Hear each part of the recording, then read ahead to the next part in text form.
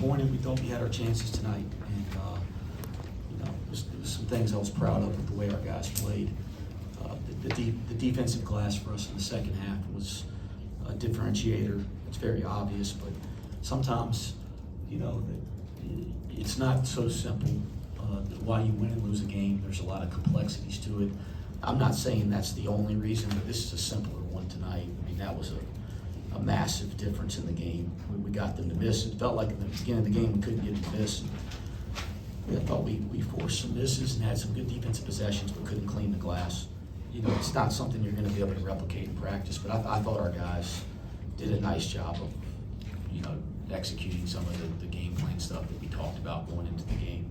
It's certainly much different than the time that we played them last year, where we were stunned a little bit. I'm not saying anything, they're a great defensive team, but I thought our guys handled it much better, had a better understanding of what it was from the experience last year.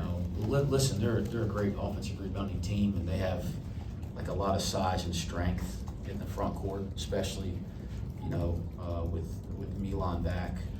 Like the 3, 4, 5, they're pretty big now. Like you said, they're wide and strong. But I think as we go back and watch the tape, there's always going to be some plays where maybe they get you with size or get you with positioning. But I think we're going to look at some of those possessions on tape and see, like an inability to clear out the weak side, go body to body, and miss some defensive rebounding principles. So I think we're going to be frustrated with our technique, and that's not to take anything away. Obviously, Iowa State's terrific on the board and a terrific team, but I wasn't pleased from where I was sitting with just some of our awareness to go clear out weak side. Should we work on that every day in practice? Now, listen, I thought that really affected the game.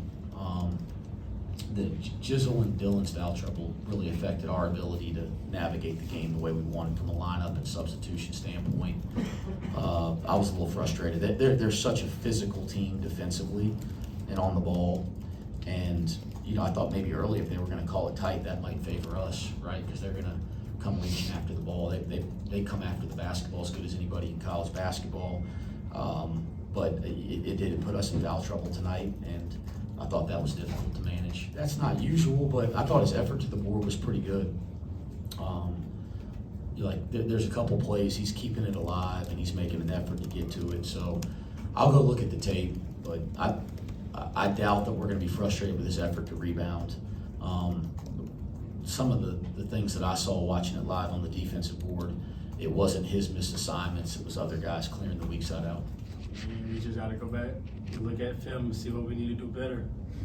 We got out-rebounded, so that's something we need to focus on in practice. Just know I'm going to play a lot. I played 29 minutes today, which is pretty much what a starter would play. So it's just my job to come in and, be aggressive, whether that's scoring, just making the right play.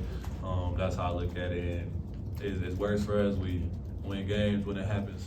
So. We just prefer winning players, all shapes, all sizes.